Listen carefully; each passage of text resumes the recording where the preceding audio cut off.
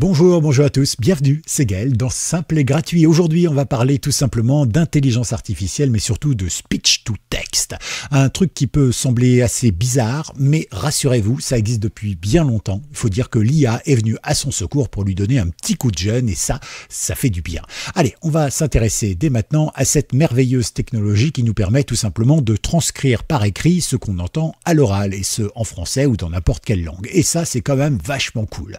Ouais, parce que avant l'IA, eh bien, il faut quand même se dire un truc, c'est que le speech to text, ça marchait essentiellement dans des langues qui étaient, allez, on va dire, choisies. Bon, alors, l'anglais, bien sûr, l'allemand, l'espagnol, de temps en temps le français, mais en français, on n'était pas terrible. Hein. Mais ceci dit, grâce à l'IA, c'est vrai que comme l'IA parle français, bah souvent, c'est plus facile quand même. Alors, nous allons aller sur un site internet, d'accord? Mais avant, je voulais simplement vous rappeler que le speech to text, par exemple, moi, je m'en servais sur mon premier smartphone, qui n'était pas encore un smartphone à l'époque, puisque le mot smartphone a été surtout inventé grâce à Apple et son iPhone. Mais bon, avant la sortie de l'iPhone en 2007, eh bien, il y avait déjà des Windows Phone. Enfin, ça s'appelait pas comme ça à l'époque. Hein. C'était des PPA ou des PDA, je sais plus comment ça s'appelait exactement. Moi, j'en avais un et donc c'était génial parce qu'on pouvait déjà surfer sur Internet. Il y avait des tas de programmes. On pouvait même bien avoir un Internet Explorer. On pouvait même vraiment tout comme un petit ordinateur, mais avec un écran qui faisait 4,5 pouces à l'époque. C'était minuscule.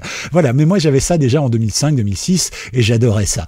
Et puis c'est vrai qu'après les smartphones sont arrivés, les écrans ont grandi et puis on a abandonné ce genre de technologie. Et c'est dommage d'ailleurs. En tout cas, le speech to text, ça existe depuis très longtemps et comme je le disais à l'époque en français, c'était pas terrible, mais ça permettait de parler et d'écrire ses SMS.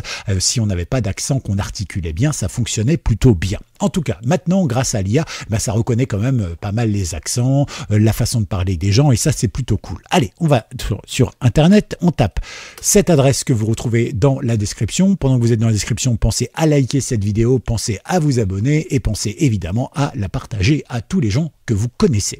Une fois que c'est là, eh bien vous voyez qu'on est donc sur un site internet qui appartient à huggingface.co. Alors si vous ne connaissez pas huggingface.co, en gros dessus vous avez accès à quasiment toutes les intelligences artificielles. Ça vous permet de les tester et ce gratuitement bien évidemment. Vous avez aussi une version premium qui vous coûte je crois 9 $ par mois. Mais franchement ça vaut le coup par rapport à un chat GPT qu'on va payer 20 $ par mois ou bien l'équivalent chez Gemini qui coûte pour la version pro aux alentours de 20 $ également. Et ça finit par faire cher hein, si on doit utiliser plusieurs intelligences artificielles. Avec celle-là, vous avez quand même accès à pas mal de choses, des large language comme j'en ai cité juste avant, ChatGPT, Gemini, etc. Ou Copilot, et puis vous avez des moyenne language comme ici par exemple, ou des small language. Alors les small language c'est génial, ça vous permet d'avoir une intelligence artificielle directement sur votre ordinateur, sauf qu'il faut un ordinateur assez puissant quand même parce que ça pompe en termes de ressources, mais sinon ça marche très bien et c'est vrai que ça permet à plein d'entreprises aujourd'hui d'avoir une IA qui gère leurs données et tout ça, mais interne à l'entreprise, ce qui fait qu'il y a peu de risques finalement que les données s'envolent puisque effectivement ils n'utilisent pas ChatGPT, Bard, etc. qui eux par contre sont à Google, appartiennent à des serveurs qui sont chez Microsoft, etc. etc. D'accord? Donc ici, quel est le principe? Vous le voyez, vous pouvez ici télécharger les fichiers pour l'avoir directement sur votre disque dur. D'accord? Mais après, il faut savoir le faire fonctionner, hein, comme pour tout, évidemment. Et sinon, vous pouvez utiliser l'interface web avec le lien que je vous ai mis dans la description, le lien qu'on a ici. Ok? Une fois que c'est fait, eh bien, on a trois possibilités. Celui-ci, par l'adresse internet, si vous avez un son par une adresse internet, par exemple une conférence ou quoi que ce soit, hein, de 4 ou 5 heures, vous avez l'audio, paf, vous envoyez le lien ici et ça va travailler tout seul. Ça, c'est génial. Vous avez ici la possibilité d'utiliser un fichier, ça peut être un fichier enregistré par ordinateur, une conférence que vous auriez eue, une visio ou pourquoi pas, vous qui auriez enregistré, je ne sais pas, votre téléphone portable posé à côté d'une enceinte pendant une conférence qui a duré plusieurs heures également, eh ben, il n'y a pas de souci, vous pouvez mettre votre fichier ici ou bien record ici et vous pouvez le faire en utilisant votre micro et votre voix directement. Donc ça, c'est plutôt cool. C'est-à-dire qu'il y a plusieurs façons de travailler et ça veut dire qu'il traite un peu différentes manières de faire et on imagine qu'il nettoie un peu les sons pour pouvoir mieux comprendre les choses. Donc ça, c'est plutôt bien et ça permet vraiment de travailler d'une manière confortable, on va dire. Donc, vous pouvez, par exemple, si vous avez effectivement une conférence de 5, 6, 7 heures, en anglais, par exemple, avoir toute la traduction en français, en version texte, ce logiciel le fait. Donc ça, c'est plutôt cool.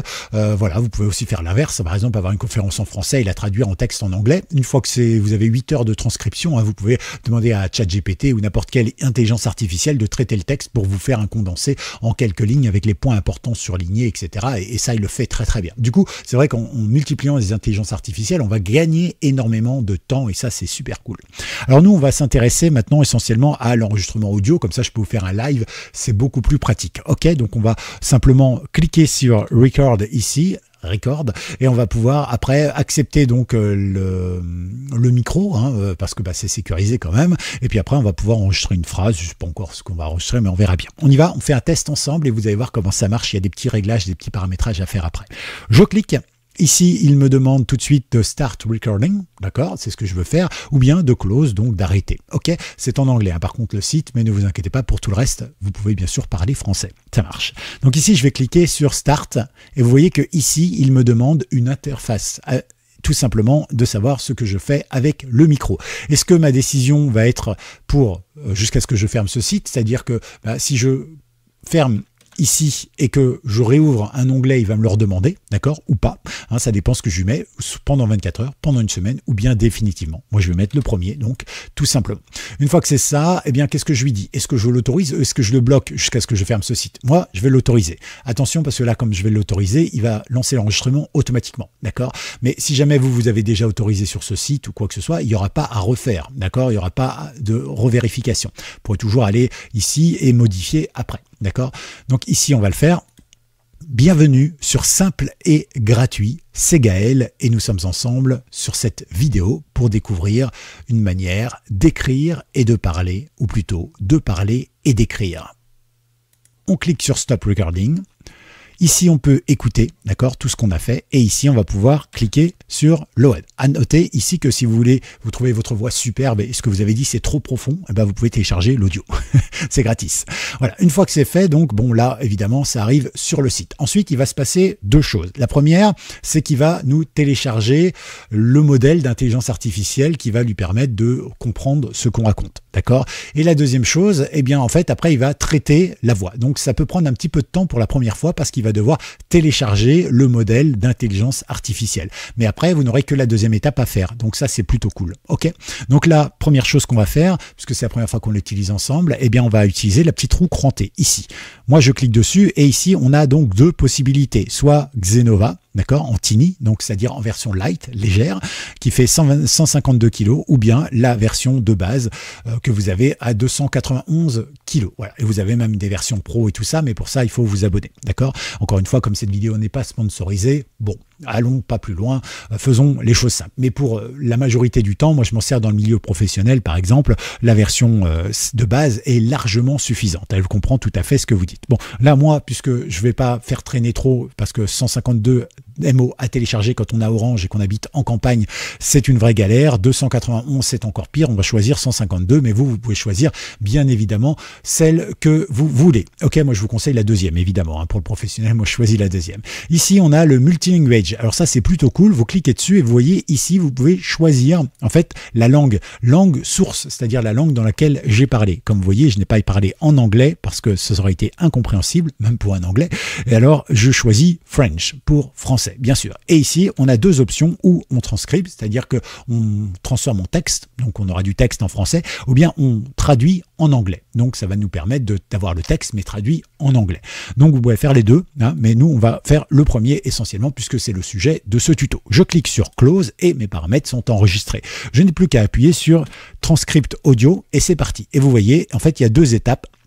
La première étape, c'est effectivement le téléchargement, tout ça. Ensuite, il va encoder, puis comprendre ce que j'ai dit, tout simplement. Donc, vous voyez, ça va prendre un petit peu de temps. Malheureusement, ça, je peux pas couper, d'accord? Après, selon les ordinateurs, ça va aller plus ou moins vite. Bon, ça n'a pas été trop long, donc ça, c'est plutôt cool. Et vous voyez qu'effectivement, tout de suite, hop, il m'a mis ici, bienvenue sur Simple et Gratuit, c'est Gaël. Nous sommes ensemble sur cette vidéo pour découvrir une manière d'écrire et de parler, ou plutôt de parler et d'écrire. Alors on peut réécouter, voir ce que j'ai dit.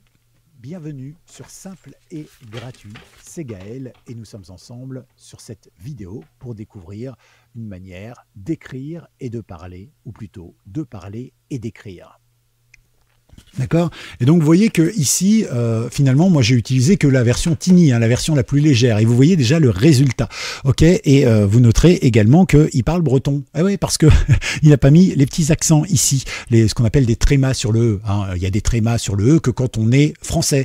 Quand on est breton, on met pas de trémas sur le E. On n'en a pas besoin. Voilà. C'est pour ça que mon prénom s'écrit sans les trémas. En tout cas, voilà. Maintenant, vous savez comment faire. C'est plutôt cool. Vous pouvez à nouveau télécharger votre fichier ici pour avoir l'audio. Et puis ici, vous pouvez soit l'avoir en version texte, donc fichier texte que vous pouvez ouvrir avec n'importe quel logiciel, ou bien l'exporter en version JSON, c'est-à-dire allez, globalement en base de données. J'essaye de pas trop vous prendre la tête avec des termes un peu techniques. On verra ça dans une autre vidéo, bien sûr. Mais voilà, le JSON, ça peut servir pour le classement, les sites internet, ou bien pour le référencement dans un programme, par exemple. Ça peut être très pratique, notamment pour retrouver les mots-clés. Voilà donc ce que je voulais vous dire. J'espère que ça vous a plu. Ça n'a pas pris trop de temps. Je suis content. Pensez encore une fois à liker et à partager cette vidéo. Pensez également à vous abonner. Plus de 70% d'entre vous n'êtes pas abonnés. C'est dommage. En tout cas, voilà. Merci à vous tous d'avoir suivi cette vidéo. Et on se retrouve très bientôt pour une nouvelle vidéo dans moins de 48 heures sur Simple et Gratuit. C'était Gaël. Ciao, ciao. Bye.